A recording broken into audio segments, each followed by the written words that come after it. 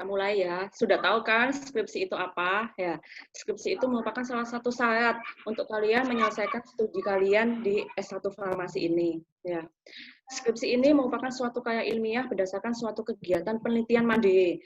Ya, disusun dalam jangka waktu tertentu dan di bawah bimbingan seorang dosen pembimbing utama dan seorang dosen pembimbing pembantu. Jadi dalam skripsi ini nanti kalian akan dibantu oleh 2 dosen. Yang pertama dosen pembimbing utama, yang kedua adalah dosen pembimbing pembantu. Nah, untuk dosen pembimbing ini kalian boleh memilih sendiri dosen pembimbing yang kalian inginkan. Ya, misalkan kalian mau di Departemen Farmasi Klinis. Ya. Di farmasi klinis ada siapa ya? Oh, kayaknya ada Pak Jelang atau ada Bu Martina. Boleh kalian nanti pada saat pendaftaran judul skripsi, kalian boleh memilih dosen pembimbing skripsi yang kalian inginkan. Tapi keputusan terakhir dosen pembimbing itu tetap ada di tangan Prodi S1 Farmasi. Ya. Kemudian skripsi dilaksanakan secara mandiri oleh mahasiswa. Nah, skripsi ini adalah nggak seperti kalian praktikum. Kalau praktikum, kalian ada kelompok, ya. Jadi kalian bisa mengerjakan secara berkelompok. Tapi kalau skripsi ini kalian benar-benar mandiri, dituntut untuk mandiri. Skripsi ini kalian mengaplikasikan semua ilmu yang pernah kalian dapatkan selama kalian belajar di S1 Farmasi. Skripsi ini kalian yang mengandalkan kecerdasan intelektual kalian, tapi kalian juga mengandalkan kecerdasan emosional kalian. Ya, dituntut untuk tidak pantang menyerah ya. Skripsi kalau misalkan kalian lihat pengalaman kakak-kakak kelas kalian ya, pasti mereka akan mati, Bang. mengalami kelelahan baik secara fisik maupun secara mental ya. Jadi harapan saya kalian tidak pantang menyerah atau tetap terus berusaha ya untuk benar-benar menyelesaikan skripsi kalian ya. Pada saat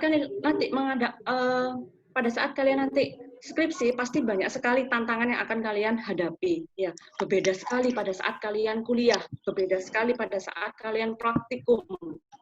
Kalian benar-benar dituntut untuk benar-benar mandiri, benar-benar mengerjakan sendiri semuanya. Kalian di sini tidak bergantung lagi kepada teman-teman kalian ya. Kalian bergantung pada diri kalian sendiri ya. Kelulusan kalian itu ditentukan oleh kalian sendiri, bukan oleh teman-teman kalian, bukan oleh dosen pembimbing kalian. Dosen pembimbing di sini tugasnya hanya untuk mengarahkan kalian, tapi jalan tidaknya skripsi kalian itu tergantung dari kalian. Ya. Untuk materi proposal skripsi ini di 2 SKS ya, yang akan kalian ambil di semester 7. Kemudian di semester 8 ada mata kuliah skripsi yang terdiri dari 4 SKS ya.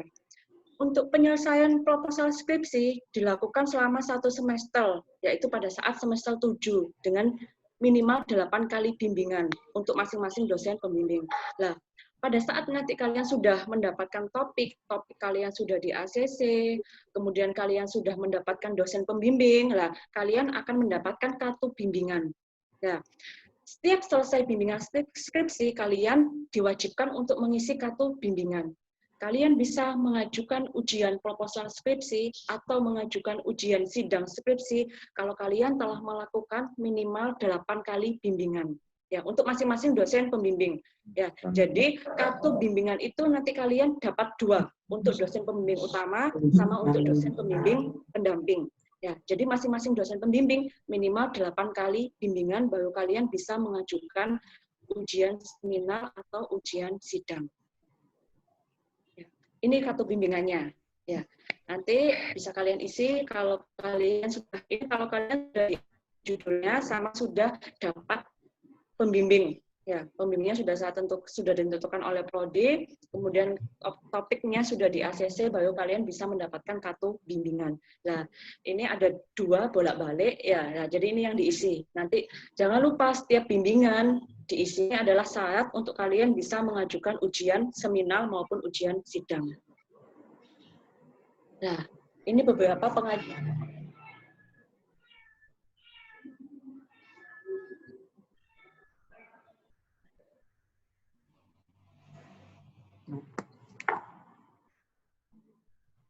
Ngelet ini ngelet.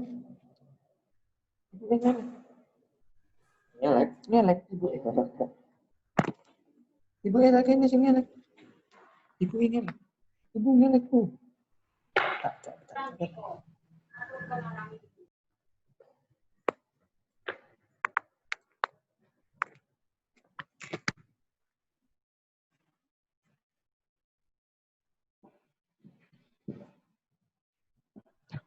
Hilang.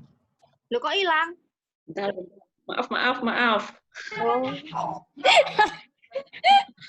ya sinyalnya. Rek ngawur kan rek. Mutene. Bentar ya. Terkendala sinyal ya kalau Zoom kayak gini. Iya, Bu. Nah, nanti di form pendaftaran skripsi melalui online kalian harus upload transkrip nilai. Nah, untuk transkrip nilai ini nanti kalian silakan menghubungi guru untuk minta transkrip nilai kalian. Ya. Nah, kemudian apa sih syarat-syarat untuk kalian bisa mengajukan skripsi? Ya, kalau kalian pernah baca buku pedoman akademik? Boten. Nah, kalau baca buku pedoman akademik di situ itu sudah ada syarat-syarat sih kalian bisa mengajukan skripsi ya. Yang pertama, kalian telah lulus 114 SKS dengan IPK ya kurang dengan IPK lebih besar sama dengan 2,5. Tapi kalau saya lihat sepertinya kalian sudah melampaui 114 SKS ya. Semoga S1 Farmasi 2017 ini jumlahnya total berapa? 87 mahasiswa ya? Nggih. Semoga 87 mahasiswa bisa mengambil skripsi ini ya. Kemudian IPK. Amin. Kemarin waktu kalian daftar sosialisasi kan saya suruh mencantumkan IPK. Tujuannya untuk apa? Untuk melihat berapa sih IPK kalian ya. Kalian harus tahu ya, Stikers itu punya syarat kelulusan. Syarat untuk lulus itu kalian itu minimal 3,00. Nah, kalian harus selalu mengontrol IPK kalian. IPK kalian itu berapa sih? Sudah nyampe 3,00 belum? Nah, kalau kalian belum sampai 3,00, kalian harus berusaha keras supaya bisa mencapai 3,00. Yang sudah mencapai di atas 3, saya minta tolong untuk dipertahankan, jangan sampai turun ya. Memang ya IPK ini tidak mempengaruhi kesuksesan kalian. Kesuksesan kan tidak dipengaruhi oleh kalian harus ingat suatu institusi itu syarat. Syarat untuk kalian bisa lulus dari Stikers Rumah Sakit Anomedika adalah IPK-nya 3,00. Pada saat nanti kalian mau daftar, misalkan kita kan belum punya profesi apoteker. Nah, mau nggak mau kan kita daftar profesi apoteker di institusi yang lain. Nah, salah satu untuk daftar apoteker adalah dilihat IPK-nya kalian. Jadi mau nggak mau IPK itu memang penting ya, karena pada saat nanti kalian daftar apoteker di institusi lain, IPK akan dilihat. Pada saat nanti kalian mau daftar PNS, itu juga akan dilihat IPK kalian. Jadi saya mohon IPK kalian bisa mengontrol IPK kalian sendiri. Ya, aduh IPK aku masih di bawah 3 ya, apa ya caranya supaya saya bisa meningkatkan saya sampai 0. Ya. Kemudian selanjutnya apa untuk mengajukan skripsi? Yang kedua, tidak ada nilai E di mata kuliah kalian. Ya. Kemudian nilai ini dari akademik, dari kemahasiswaan. Ya. Nilai SKKM kalian minimal itu 150 poin. Ya. Nanti pada saat kalian mungkin untuk pengajuan skripsi, saya tidak akan melihat IPK kalian dulu, tidak akan melihat SKKM dulu lah. Nanti pada saat kalian lulus lah, pasti akan dilihat IPK dan akan dilihat SKKM. Jadi kalian harus tetap mengontrol IPK kalian, harus mengontrol SKKM kalian. Ya. Nah, ini. Untuk topik skripsi di S1 Farmasi itu ada apa saja sih? Ya. Yang pertama, di S1 Farmasi ini punya 5 departemen ya, membawahi bidang ilmu. Yang pertama bidang ilmu farmasi komunitas ya. Yang pertama bidang ilmu farmasi klinis. Yang ketiga bidang ilmu kimia farmasi. Yang keempat bidang ilmu biologi farmasi. Yang kelima bidang ilmu farmasetika. Nah, apa sih farmasi komunitas itu? Apa sih farmasi klinis, kimia farmasi, biologi farmasi, farmasetika? Nanti masing-masing dari dosen S1 farmasi akan menjelaskan ya bagaimana sih skripsi di farmasi komunitas, judul-judul skripsi di farmasi komunitas itu apa saja ya, untuk memberikan gambaran kepada kalian ya, supaya nanti kalian setelah sosialisasi ini mantap dengan topik yang kalian ambil, atau yang belum dapat topik langsung menemukan topik ya. Jadi saya mohon diperhatikan nanti pada saat dosen menjelaskan masing-masing departemennya ya. Jadi harapan saya nanti selesai sosialisasi skripsi, kalian punya topik ya. Saya akan memberikan waktu kalian untuk mengajukan judul ya. Setelah kalian ikut sosialisasi, kalian bisa berkoordinasi dengan dosen yang mungkin nanti bisa jadi pembimbing kalian. Jadi misalkan nanti, oh saya pengen farmasi komunitas, tapi saya kok masih belum ya sama judul saya, oh saya tak koordinasi dengan Bukuin, atau saya nanti koordinasi dengan Pak Jelang ya. Silahkan ya. Jadi nanti ada waktu untuk kalian mengajukan judul. Ya. Ini cuma nanti udah. Nah, selanjutnya adalah pengenalan dari beberapa departemen ya. Yang pertama dari Departemen Farmasi Komunitas ya, akan dipresentasikan oleh Bukuin Inwahyuni ya. Silahkan Bukuin untuk mempresentasikan Departemen Farmasi Komunitas.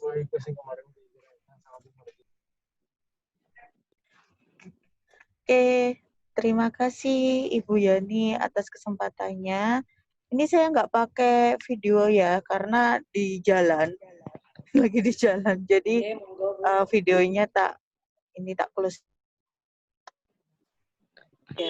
Untuk Departemen Farmasi Komunitas, pasti kita itu pandangannya gini, apa sih farmasi komunitas? Biasanya kan ya tentang pelayanan, oke. Kemudian apa bedanya dengan farmasi klinis? Banyak sekali yang masih bingung antara farmasi klinis dan farmasi komunitas. Gampangannya aja sih, kalau farmasi klinis itu tentang farmakologi obatnya. Misal, mau lihat membandingkan obat ini dan obat A dan obat B, dilihat nanti kekambuhan atau apapun lah, itu yang klinis. Untuk yang komunitas sendiri itu langsung pada masyarakat atau ke pasiennya, dalam arti kata pelayanan, itu kan. Kemudian bisa juga dalam edukasi atau perilaku, seperti itu untuk Departemen Farmasi Komunitas.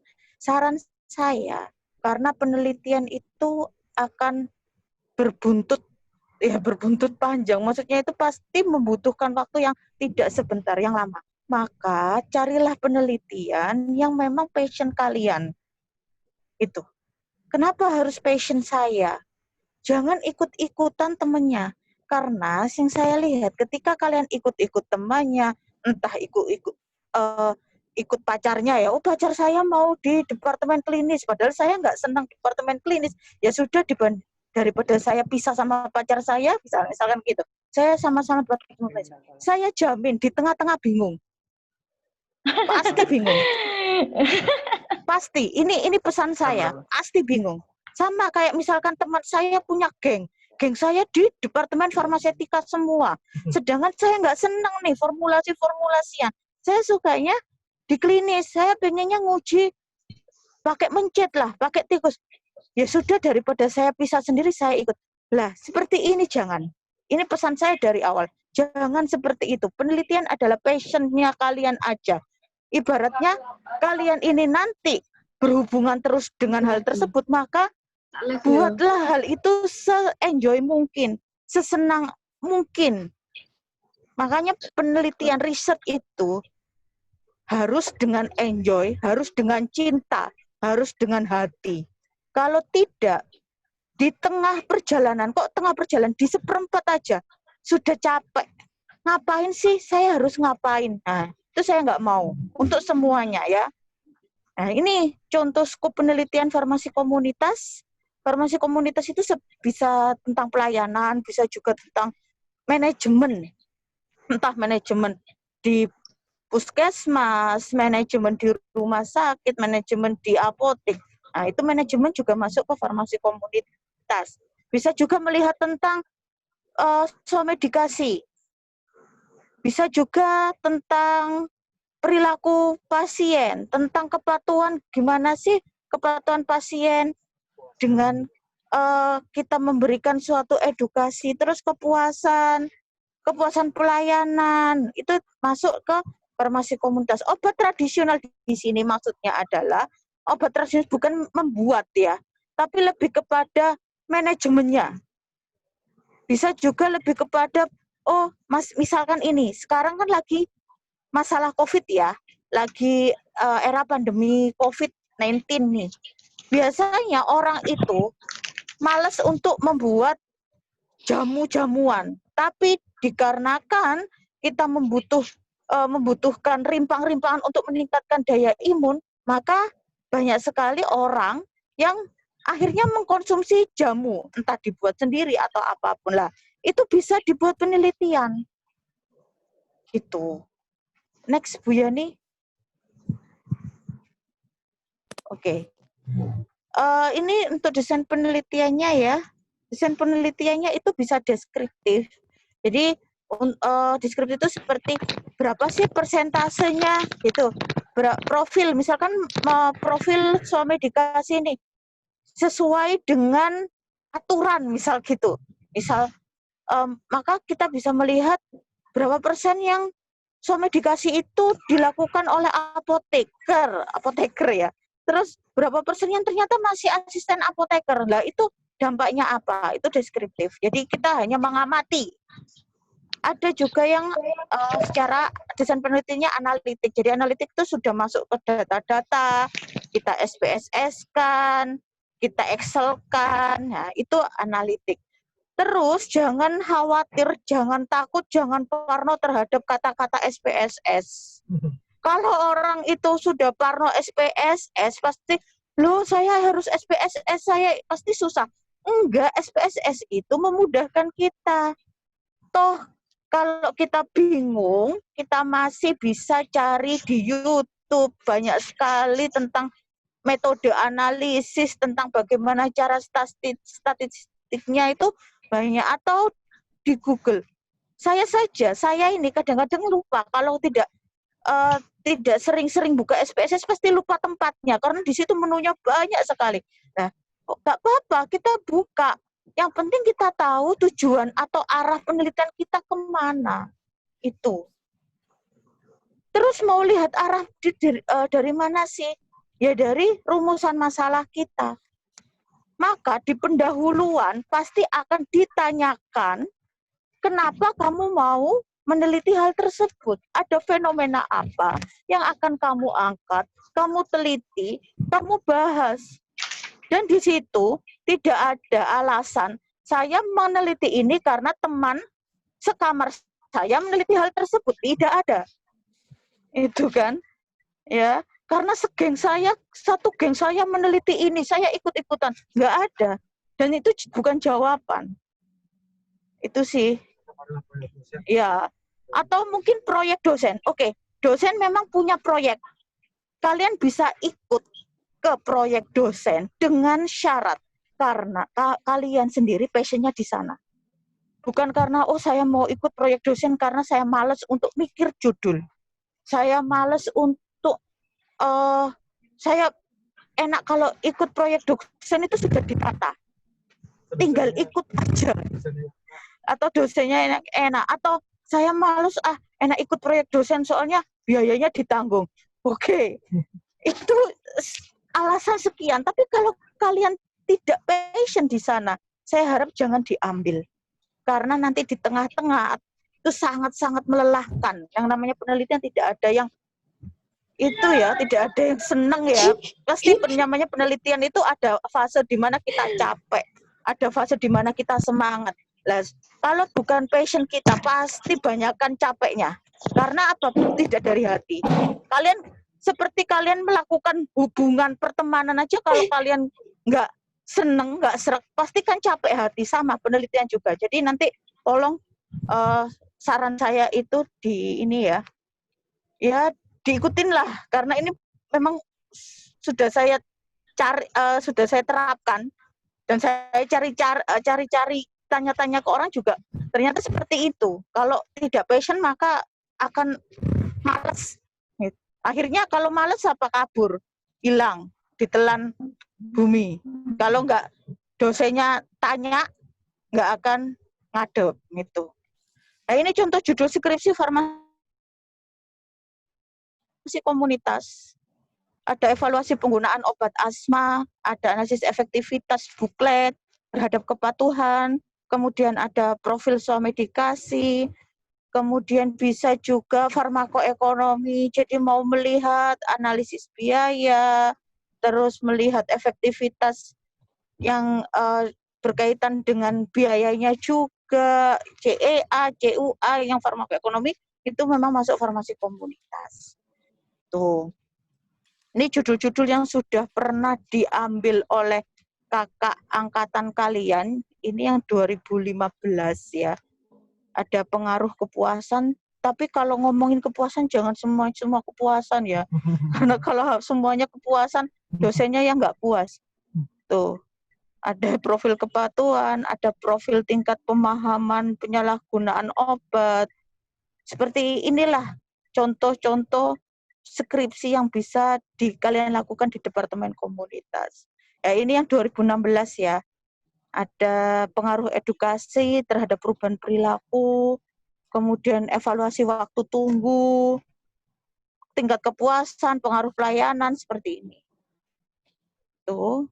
Bisa juga mau lihat manajemen BPJS dan lain sebagainya. Ya, itu saja sih Bu Yani. Saya informasikan ke adik-adik mahasiswa terkait penelitian di Departemen Komunitas. Ya, terima kasih Bu Koin untuk presentasinya ya. Jadi nanti kalau teman-teman di sini mau mengambil farmasi komunitas, misalkan waduh kayaknya saya cocok deh sama farmasi komunitas, silahkan kalian berkoordinasi terlebih dahulu atau diskusi dahulu dengan Bu Koin. Ya, dosen farmasi komunitas selain Bu Koin juga ada Bu Bella. Ya. Kalian juga bisa konsultasi dengan dosen di luar prodi S1 Farmasi. Misalkan ada Pak Odi, beliaunya juga farmasi komunitas. Silahkan kalian diskusi untuk menentukan topik atau judul kalian. Bisa juga ke Pak Adi. Pak Adi juga background-nya farmasi komunitas dan farmasi klinis. Silahkan kalian berdiskusi dengan dosen yang nyaman. Ya, maksudnya yang menurut kalian saya nyaman, saya diskusi sama dosen ini, silahkan. Jadi saya harapkan nanti setelah sosialisasi ini silahkan kalian menghubungi atau berkoordinasi dengan dosen yang kalian inginkan untuk jadi pembimbing. Kemudian selanjutnya presentasi Departemen Farmasi Klinis akan dipresentasikan oleh Pak Jelang. Silakan Pak Jelang. Pak Jelang. Assalamualaikum Pak Jelang. Halo, tes. Pak Jelang masuk. Alhamdulillah. Tes. Presentasikan ya, soalnya Dengar nggak, bisa Bu? diaktifkan Pak Jelang.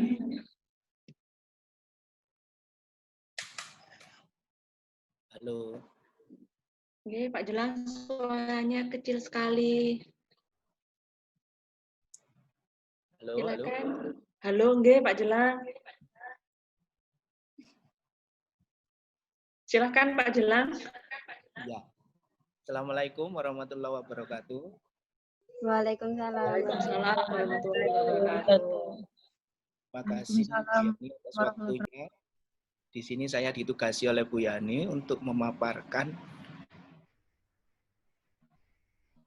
bagaimana sih dan di dalam Departemen Farmaklinis itu nanti bisa membahas atau mengerjakan skripsi seperti apa.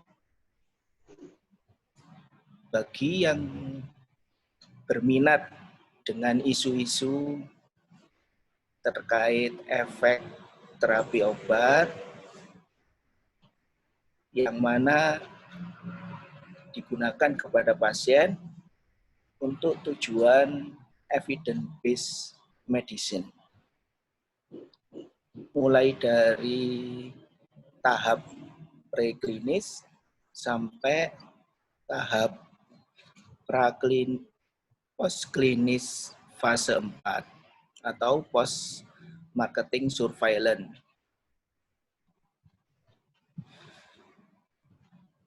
Ini sebelumnya adalah perkembangan farmasi klinis ya, mulai dari pengobatan tradisional, kemudian dilanjut oleh obat.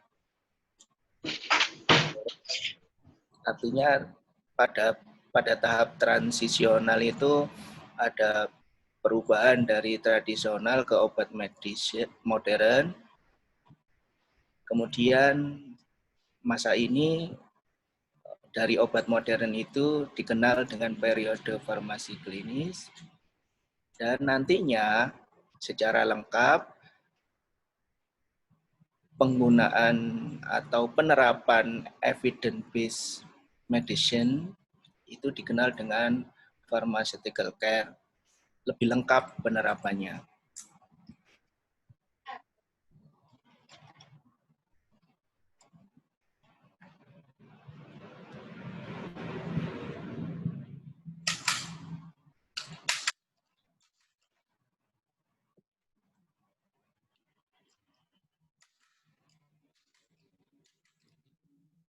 Ya. Tadi sudah saya paparkan dalam Departemen Farmasi Klinis. Nanti kalian bisa menelaah permasalahan-permasalahan dan penyelesaian masalahnya dituangkan dalam judul skripsi, mulai dari animal study, kalian cari itu terkait efek obat baru misalnya, kalian temukan di dalam suatu tanaman, nanti penerapannya bisa multi departemen dengan departemen biologis untuk studi animal study ya. Kemudian fase 1 terkait penggunaan pada pasien dalam jumlah yang terbatas. Kemudian dilanjut fase 2, fase 3. Mungkin kalau kalian nanti ada tawaran proyek dari dosen yang mana bahwa dosen itu sudah meneliti obat, kemudian tinggal dilakukan pendaftaran atau drug approval, ini bisa kalian ikuti biar tahu nanti prosesnya. Bisa fase 4 itu post marketing terkait efek samping, kemudian pasien itu bisa atau sanggup istilahnya menerima enggak terkait selain efek obat, misalnya harga, kemudian ternyata banyak efek samping sehingga obat itu kemungkinan besar ditarik dari pasaran. Itu kalian yang temukan nanti, bisa kalian angkat menjadi judul skripsi terkait identifikasi efek samping. Kemudian bisa tadi harga tadi, bisa kalian lakukan di topik post marketing. Ya, tadi ini bisa kalian baca ya, fase 1, fase 2, fase 3, itu bedanya di mana. Lanjut. Untuk studi preklinik, sudah kalian tahu kita menggunakan hewan coba. Bahwa kita dapat menilai aktivitas kerja obat pada hewan coba. Jadi obat baru itu tidak bisa langsung ke pasien, dicoba dulu ke hewan coba. Apa saja yang bisa kalian dapat nanti terkait dosis efektifnya atau dosis lazim. Kemudian menilai keamanan obat terkait toxicity dose atau TD50, lethal dose atau LD50, ya, dan efek dosisnya atau ED50. Kemudian menilai BA, BE suatu obat tertentu.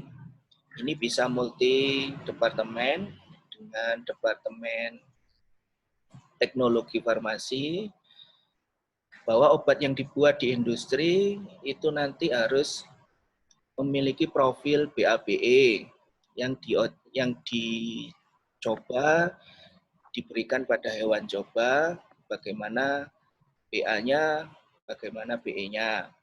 Selain hewan coba bisa ke manusia juga, bagi obat yang sudah beredar dibandingkan dengan obat patennya. Selain BA/BE, suatu obat yang dibuat di industri harus memiliki profil farmakokinetika untuk menilai absorpsi, distribusi, metabolisme, dan eliminasi. Apa saja yang bisa dipakai? Bisa pakai obat sintetis, semi sintetis, atau obat tradisional, atau obat herbal terstandar. Lanjut. Lanjut, Pak.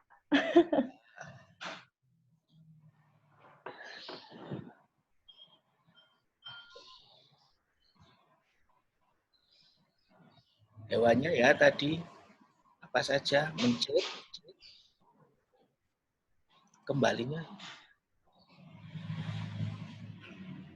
Kelinci, tikus.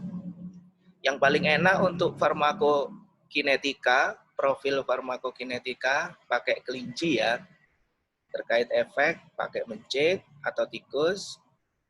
Bisa pakai organ jaringan. Ini disebut in vitro. Jaringannya aja diambil, kemudian dicobakan dengan obatnya. Yang disebut atau yang dimaksud dengan aktivitas kerja obat, yang bisa kalian telaah pada hewan coba nanti, terkait respon aktivitasnya, misal daya analgesik, daya antiinflamasi, daya antibiotik, KHM atau KBM. Kemudian screening aktivitas molekuler biologis, contohnya untuk menilai respon analgesik pada COX-1, COX-2, COX-3. Terus obat-obat yang bertindak sebagai imunorespon terkait TNF-alpha, kemudian obat-obat yang bekerja pada sistem kardiovaskuler, contoh labnya troponin, CKMB, interleukin, makrofag. Ya. Jadi disebut laboratoris profiling. Ini bisa kalian lakukan nanti di uji preklinik. Terkait antiplatelet, antikoagulan, dan fibrinolitik yang sudah dilakukan oleh kakak tingkat kalian kemarin dengan Bu Tina ya juga. Kayaknya nanti Bu Tina ada proyek anti kanker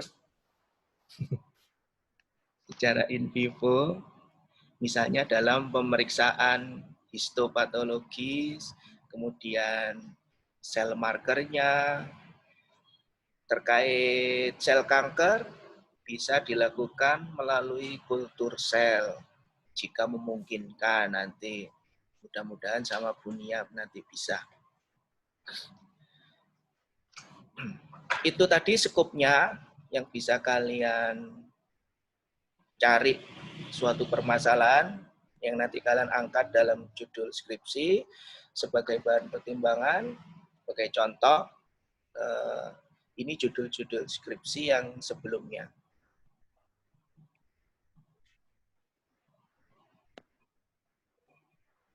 Ini angka angkatan 2015. Antiplatelet itu dengan bunyinya nanti.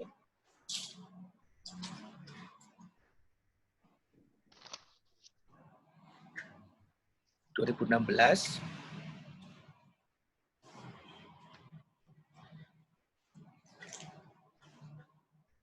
ya. Cukup mungkin ya.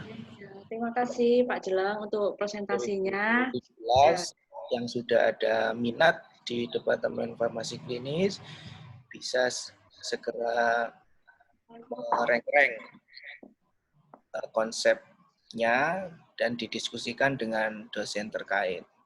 Terima kasih Bu Yani. Ya, terima kasih Pak Jelang. Ya, terima kasih untuk presentasinya. Itu tadi presentasi dari Departemen Farmasi Klinis ya. Yang berminat di Departemen Farmasi Klinis, monggo silahkan ya dikonsep, didiskusikan dengan dosen terkait ya. Untuk mempersingkat waktu langsung ya kita ke Departemen Kimia Farmasi ya. Saya ini minta tolong bantuan Pak Galih untuk menjelaskan terkait bagaimana sih skripsi di Departemen Kimia Farmasi. Pak Oke, Bu Galih, Yani, saya ada akan nggih? menjelaskan. Untuk skripsi sendiri di Departemen Kimia Farmasi secara garis besar dibagi menjadi 3 ya, yaitu kimia analisis, kimia medisinal, maupun kimia sintesis. Saya akan menjelaskan secara singkat satu persatu, karena ini adalah lingkup kimia farmasi, ini kebanyakan berada di lingkup area farmasi kan ada hulu sama hilir ya. Kalau misalnya pelayanan itu adalah di daerah hilir. Kemudian kalau yang di sini untuk Departemen Kimia Farmasi itu adalah lebih menyakup pada daerah hulunya, di mana saya akan menjelaskan yang pertama yaitu terkait mengenai kimia medisinal. Jadi sebelum kimia medisinal ini nanti seperti apa yang akan dipelajari, akan kita teliti yaitu mengenai hubungan struktur aktivitas ya. Jadi nanti kita akan mencari obat mana yang bisa berpotensi akan dikembangkan lebih lanjut, seperti misalnya sekarang kan banyak kasus tentang mengenai COVID, kan banyak penelitian yang dilakukan molekular docking yang seperti apa itu adalah salah satu penelitian mengenai kimia medisinal. Pada kimia medisinal ini yang akan kita lakukan adalah melakukan screening. Jadi biasanya dilakukan modifikasi struktur dari beberapa obat yang sudah ada maupun imajinasi yang kalian inginkan seperti apa. Kemudian kita lakukan analisisnya yaitu menggunakan aplikasi. Jadi untuk kimia medisinal ini pasti semua adalah menggunakan semua menggunakan aplikasi. Jadi mulai dari prediksi ATME, absorpsinya seperti apa, kemudian distribusinya seperti apa, metabolisme obatnya seperti apa, ekskresinya seperti apa, dan juga biasanya ditambah toksisitas seperti apa. Setelah itu akan dilanjutkan biasanya untuk kimia medisinal yaitu dilakukan uji molekular docking. Kemudian dari mendapatkan suatu nilai dari molekular docking ini akan kita bisa tarik suatu hubungan struktur kimia dengan aktivitas biologinya seperti apa. Jadi biasanya untuk kimia medisinal ini berakhir pada mendapatkan suatu persamaan HKSA. Seperti itu.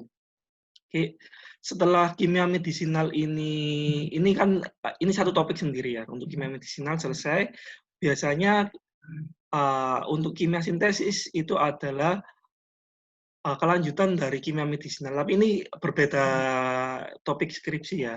Jadi kalau kimia sintesis itu adalah sudah mulai mensintesis obat dari yang sudah kita prediksikan. Jadi ibaratnya, oh senyawa ini bagus atau seperti apa, kemudian kita akan masuk mengenai materi tentang skripsi tentang kimia sintesis.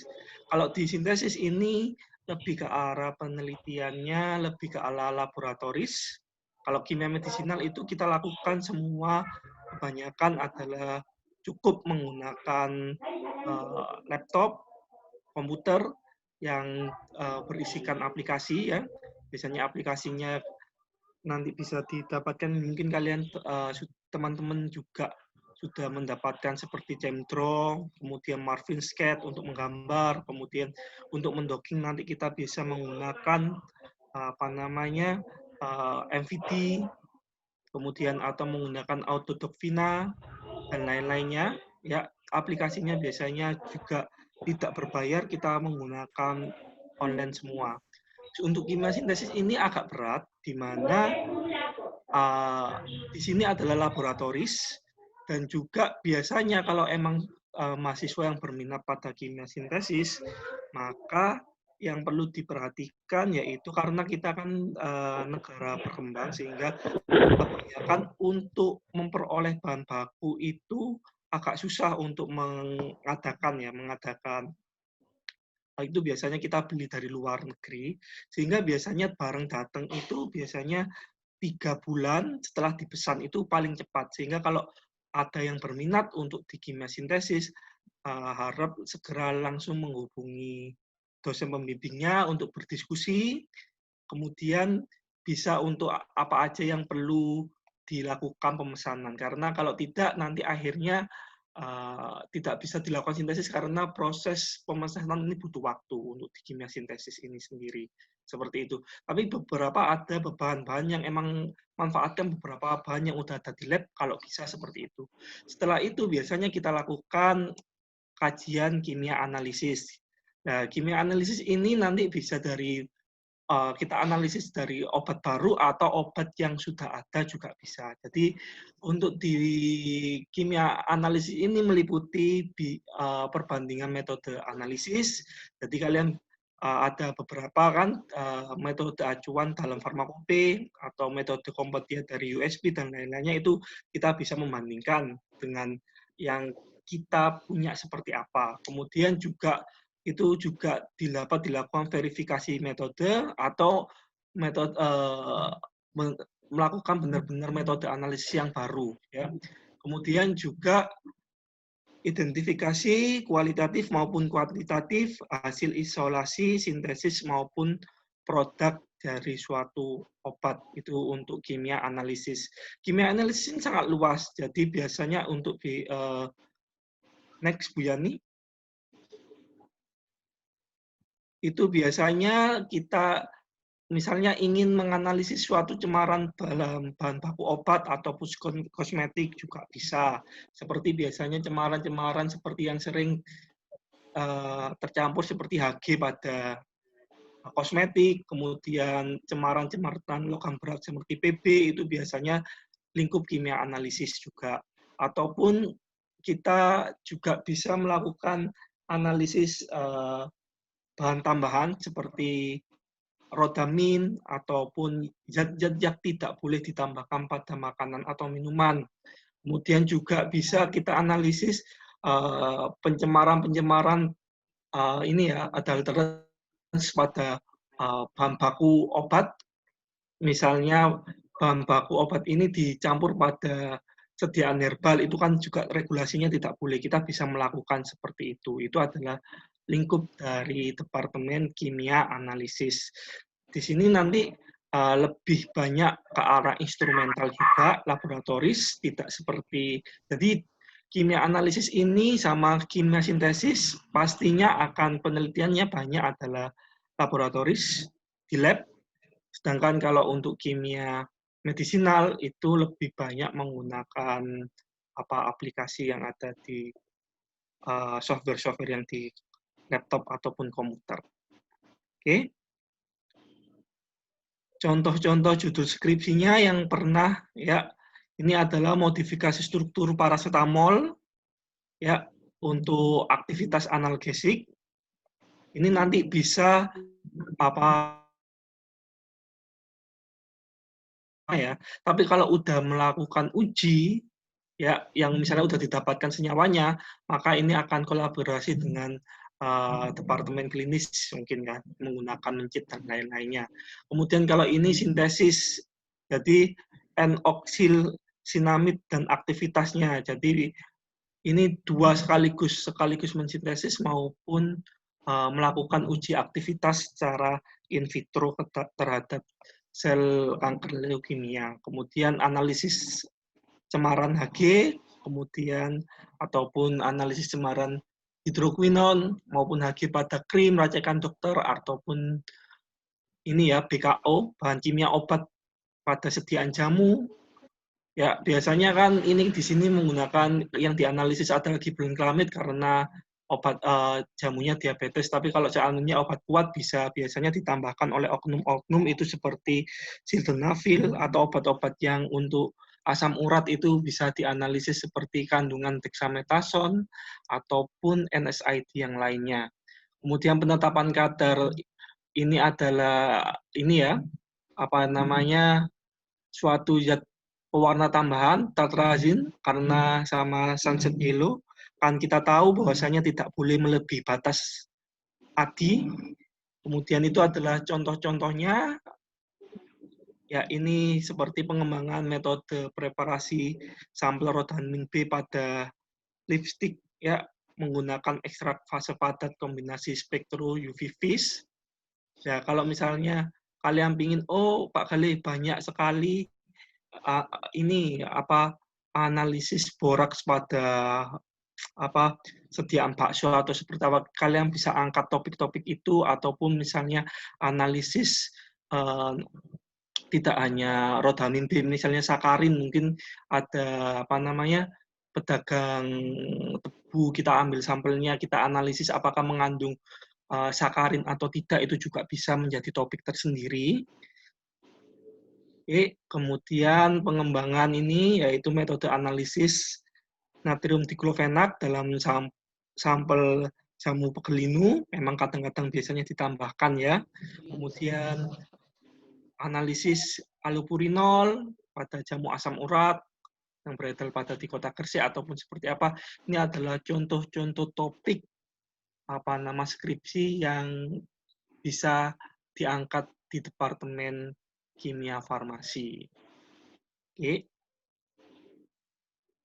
Ya, saya rasa cukup sekian penjelasan dari saya, Ibu Yani. Saya kembalikan.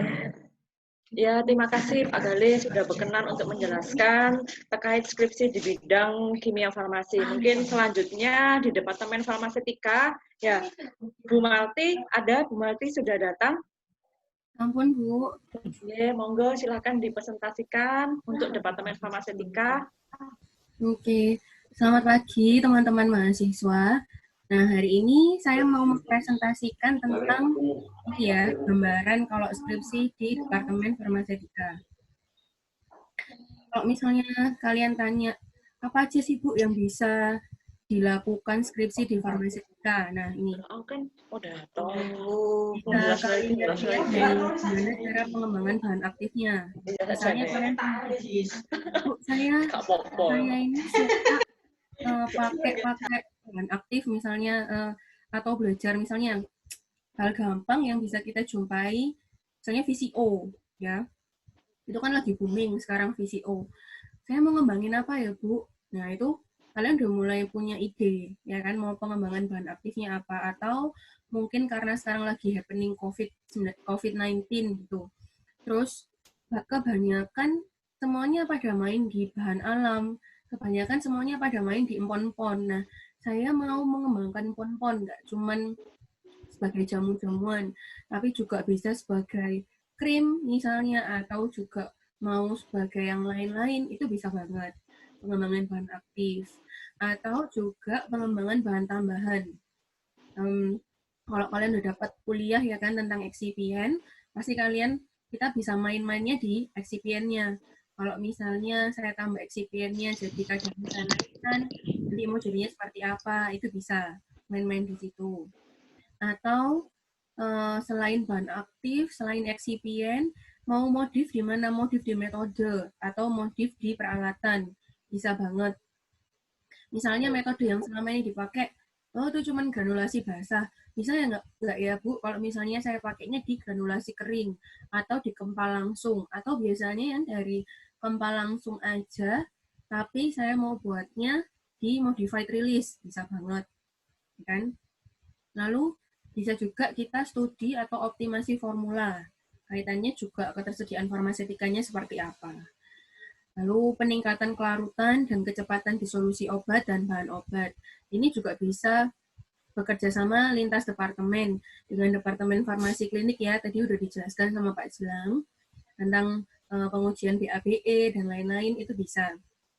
Jadi nggak cuman setelah bisa menghasilkan formulasi yang bagus aja, tapi kalian juga bisa uji BABE-nya seperti apa, terus uji farmasi klinisnya gimana, itu bisa banget. Atau kalau misalnya kalian mau bercita-cita lanjut ke S2 atau bahkan nanti sampai S3, ya kan, udah mulai ditentukan dari sekarang, oh saya mau meneliti S1-nya ini, skupnya sampai segini aja, nanti S2 saya lanjutkan. Nah, nanti yang disertasi saya lanjutkan lagi, itu bisa. Misalnya yang S1 berhenti sampai di formulasi aja, nanti di S2 diuji lagi modified release-nya, terus diujikan ke pasien, ke subjek seperti apa. Lalu S3-nya nanti mungkin menemukan lagi bahan aktif atau eksipien tambahan, itu bisa. Lalu yang keenam, stabilitas sediaan obat. Pasti kalau misalnya kita mau membuat obat yang bermutu, ya aman, efektif, berkhasiat, pasti kita juga harus menjaga kestabilan, stabilitas sediaannya. Jangan sampai obatnya sudah bisa diproduksi, tapi ternyata sampai di pasien nggak stabil, ya kan? Waktu keluar dari pabrik warnanya pink, bagus gitu, tapi ketika sampai di pasien, dibuka blisternya atau dibuka stripnya ternyata ada mottling tablet, atau ada capping, atau sudah berubah stabilitasnya, ya kan, warnanya berubah, terus timbul jamur dan lain-lain. Nah, jangan sampai seperti itu. Lalu juga bisa sediaan lepas lambat. Itu tadi yang saya bilang, kalian bisa modified release, ya kan, misalnya mau dibuat sustain release atau yang lain-lain itu bisa. Jadi modif-modif gimana kalau misalnya pasiennya ini gastritis, tapi target obatnya harus terpenuhi, kalian main-main di modified release-nya. Disediaan lepas lambatnya seperti apa. Entah itu mau obatnya dibikin salut, ya kan, tablet salut, salut film, salut gula, salut selaput, semuanya kan banyak macamnya. Ya, itu juga nanti bisa kita subkan atau kita tolkan ke beberapa industri. Kalau memang keterbatasan bahan, jadi bisa minta surat pengantar dari kampus, terus minta untuk bisa disubkan ke beberapa industri yang memang menerima tol in gitu. Lalu juga bisa drug delivery system, jadi main ke DDS-nya seperti apa. Nah, kalau kita masih belum punya bayangan gitu ya, saya nggak punya bayangan, Bu, gimana sih judul skripsi saya atau judul penelitian saya, bisa dilihat dari kakak kelas gitu. Atau ini, contohnya, judul skripsi farmasetikanya. Uji stabilitas sisi sediaan CC cream yang mengandung ekstrak VCO dan aloe vera, seperti yang tadi saya jelaskan. Misalnya, saya suka tentang kosmetik, tapi saya mau modified kosmetik saya, isinya VCO sama aloe vera. Bisa banget, ya kan, mau dibuat CC cream juga bisa. Terus, ada lagi uji stabilitas fisik sediaan krim anti jerawat yang mengandung steril alkohol dan setil alkohol sebagai basis krim dan lain-lain. Bisa formulasi, itu yang bisa kalian lihat, uji sterilitas tetes mata, pengaruh kombinasi MG stearat dan talkum, itu tadi yang main-main di eksipien ya, yang saya bilang MG stearat sama talkum, terus formulasi tablet nanopartikel. Nah, ini yang udah main di DDS, drug delivery systemnya, udah main ke nanopartikel.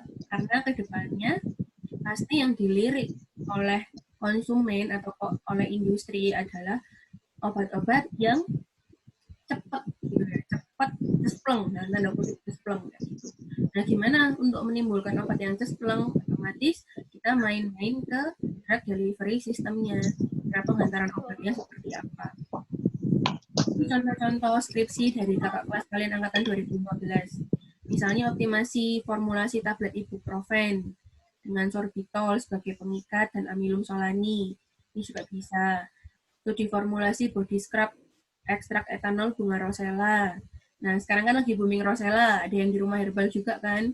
Nah, itu bisa dikembangkan. Jadi nggak cuma sebagai minuman, tapi juga bisa sebagai kosmetik. Ada lagi formulasi sediaan sirup ekstrak bunga rosella. Terus kalau kakak-kakak kelas kalian yang lain, yang angkatan 2016, ini ada juga studi formulasi krim perwarna pipi dengan ekstrak kayu secang. Nah, ini yang saya bilang tadi. Ternyata ampon-ampon itu nggak cuman bisa sebagai OT aja, tapi juga bisa sebagai kosmetik. Nah, ini contohnya kakak kelas kalian sudah formulasi perwarna pipi atau blush on pakai kayu secang. Terus tablet hisap bunga rosella, formulasi lip balm kayu secang, formulasi uji stabilitas fisik serbuk effervescent, ekstrak etanil kelopak bunga rosella, itu juga bisa. Terus formulasi tablet ekstrak daun kemangi, variasi mainnya formulasinya di excipient, CMCNA. Itu juga bisa. Lalu ada lagi next. Nggak ada. Nah, itu aja sih dari saya tentang farmakotika. Terima kasih Bu Malti untuk waktunya ya. Lanjut ya, biar cepat ya. Selanjutnya ke Departemen Biologi Farmasi. Akan dipresentasikan oleh Pak Irfan. Silakan Pak Irfan, ada? Oh ya, baik Bu. Terima kasih. Dengar suara saya Bu?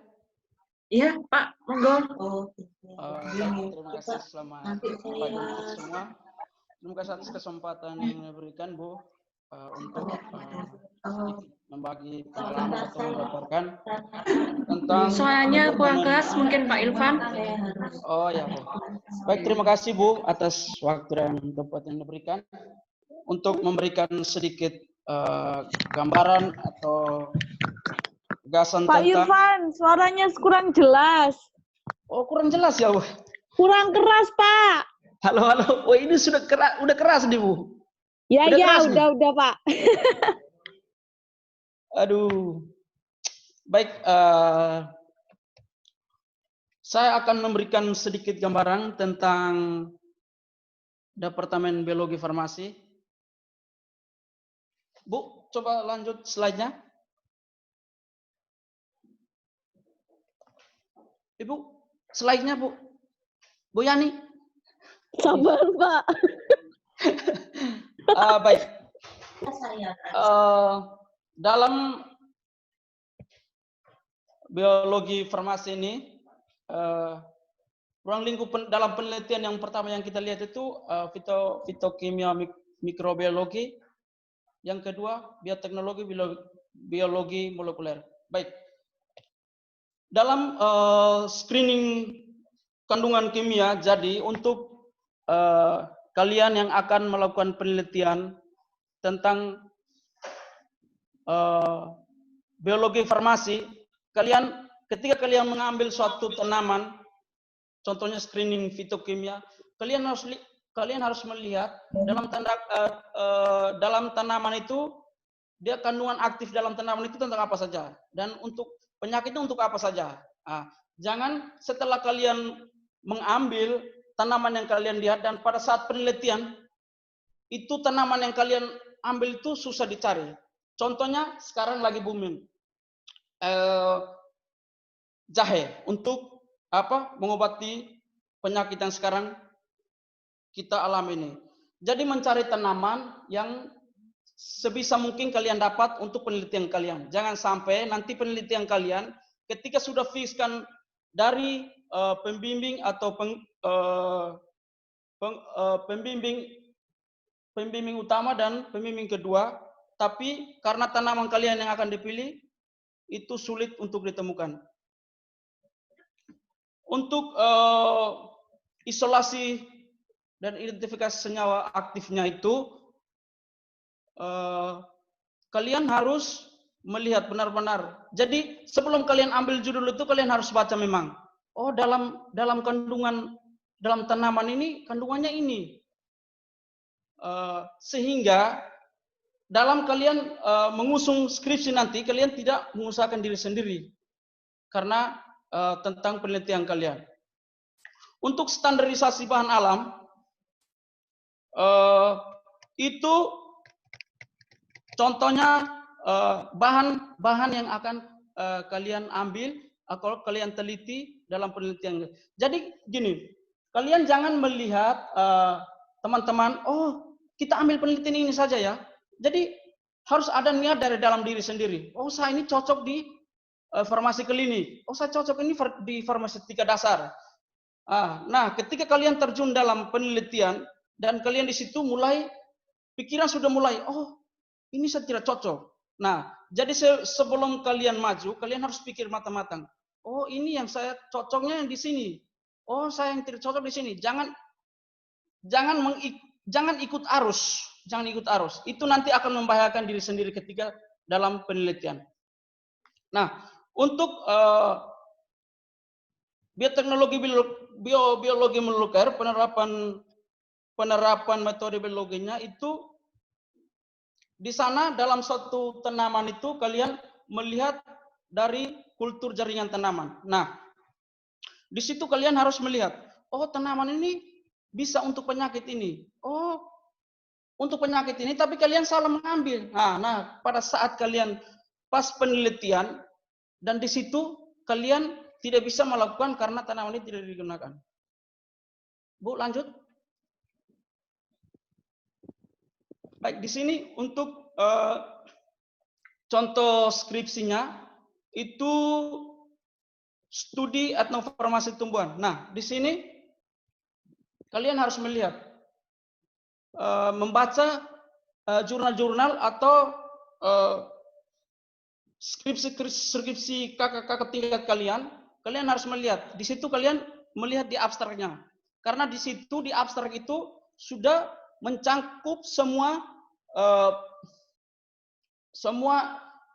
penelitian yang ada dalam. Contohnya studi etnofarmasi. Nah, metode yang kalian pakai di situ apa? Kalian harus tahu memang buat screening, buat bagan memang. Oh, ini yang saya uji ini, yang dalam tanaman ini. Yang nanti saya akan ke sana saya ujinya seperti ini.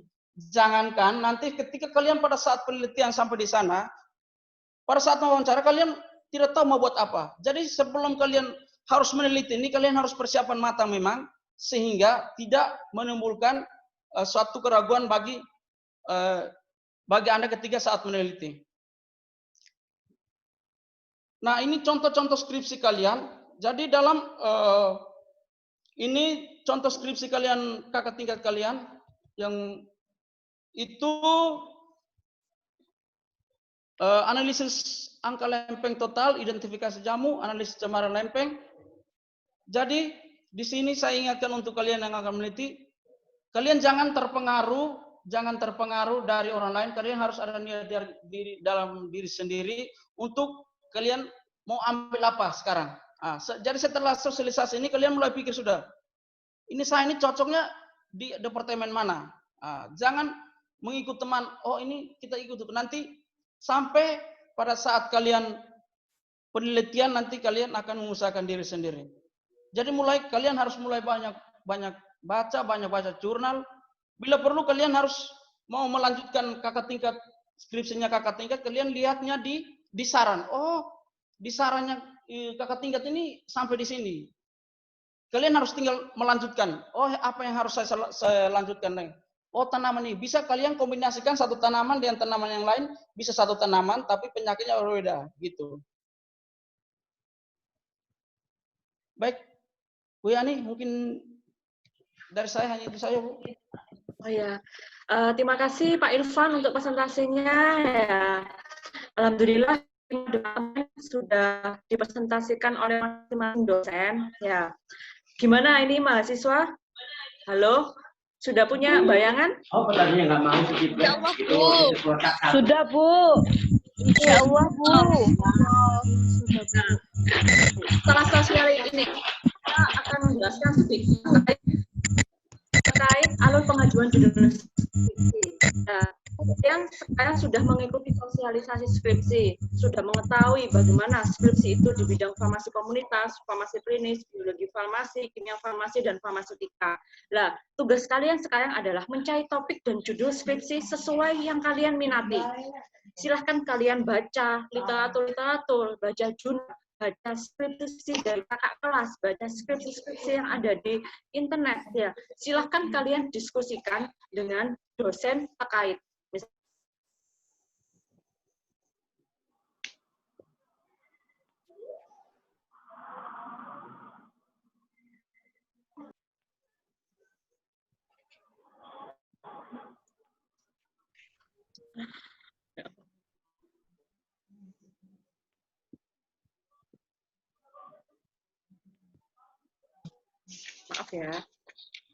Maaf ya, gangguan sinyal.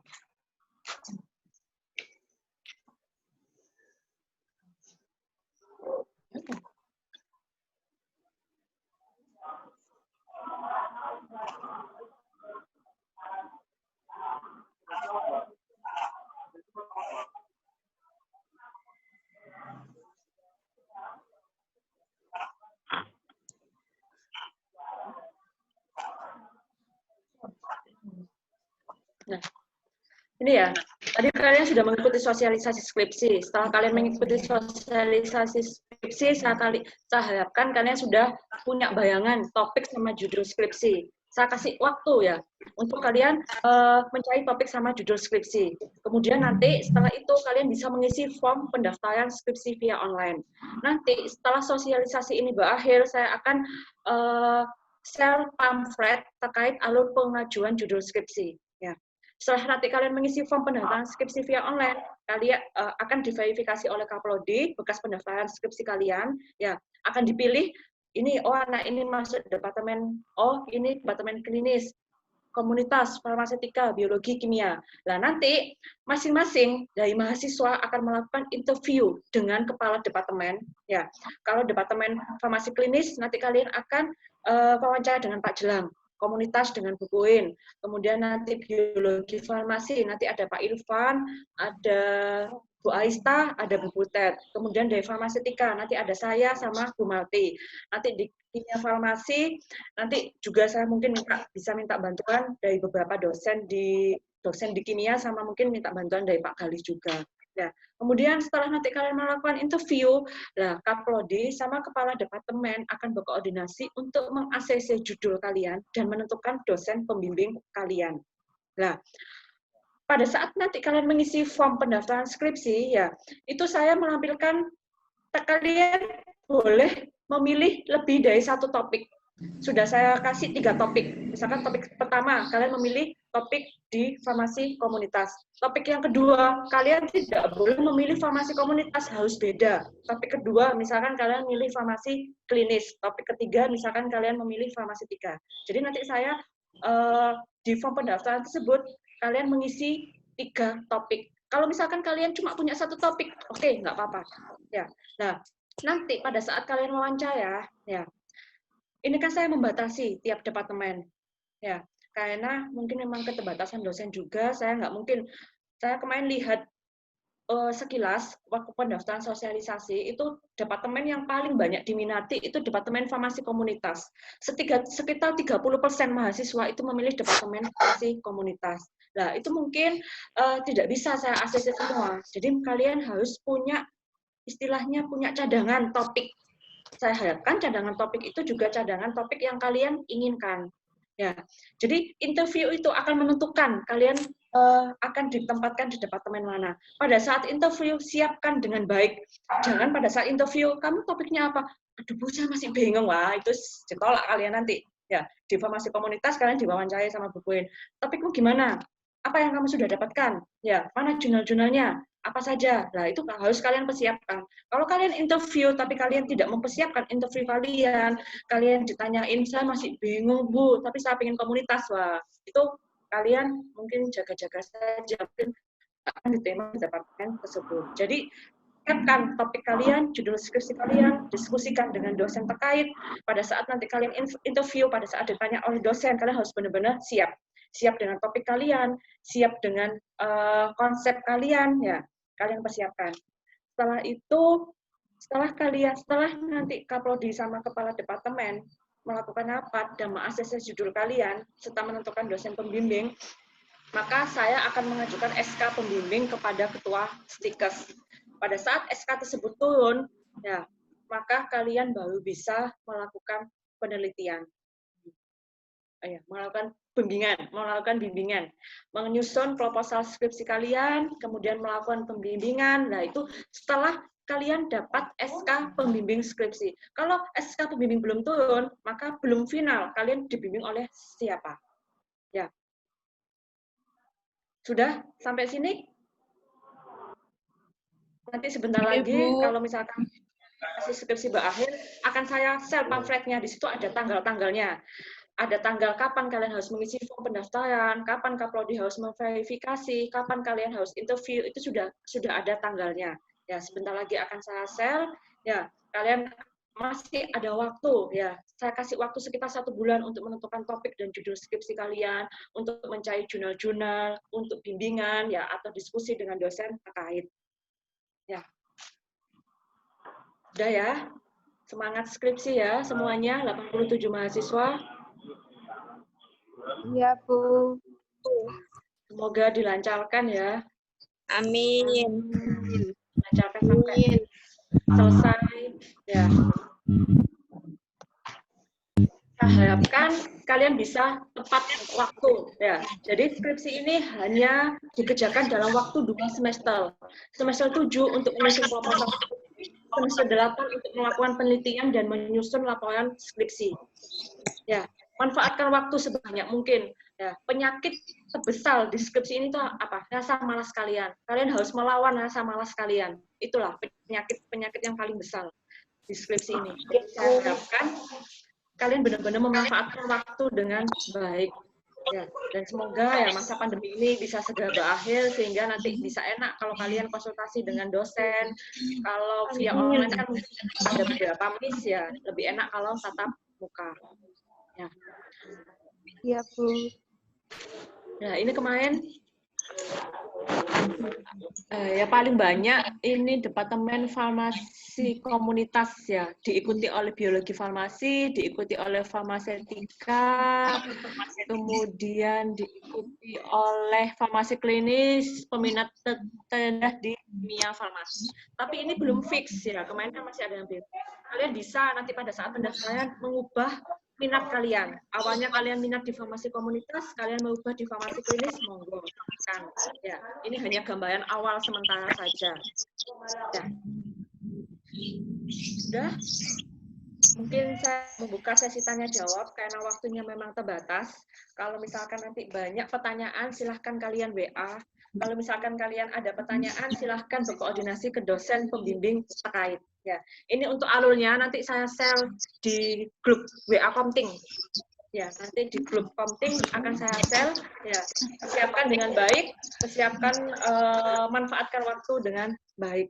Ya, terima kasih untuk dosen-dosen yang sudah berkenan hadir. Terima kasih untuk Bu Aisyah, untuk Bu Win, untuk Pak Jelang, untuk Pak Irfan, untuk Bu Bella, untuk Pak Galih yang sudah menyempatkan waktunya, kemudian untuk Bu Malti, terima kasih. Ya, terima kasih sudah memberikan informasi kepada mahasiswa terkait skripsi di bidang farmasi. Kemudian saya juga mengucapkan terima kasih kepada seluruh mahasiswa S1 Farmasi 2017 yang sudah berkenan hadir untuk mengikuti sosialisasi skripsi ini. Dan semoga sosialisasi skripsi ini dapat bermanfaat ya, bisa membuka wawasan kalian terkait bidang-bidang ilmu di bidang farmasi.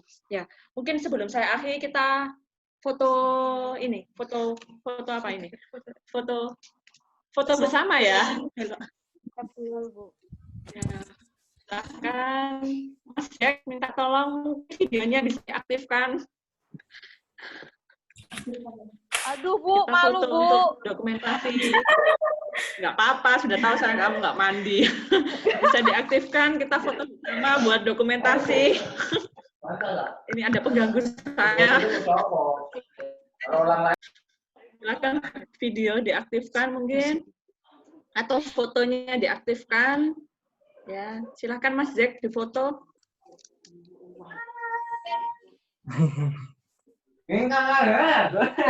Tidak, Mas Jack. Sempat jendela deh. Apa jeneng fotonya nih? Deskripsi. Oke, terima kasih ya. Selamat bersemedi untuk menentukan topik dan judul skripsi. Semoga sukses buat S1 Farmasi Angkatan 2018. 87 mahasiswa bisa lulus bersama-sama di 2021. Amin. Assalamualaikum warahmatullahi wabarakatuh. Terima kasih semua dosen. Waalaikumsalam warahmatullahi wabarakatuh. Minta PPT-nya, Bu. Bu minta PPT, Bu. PPT-nya. Man.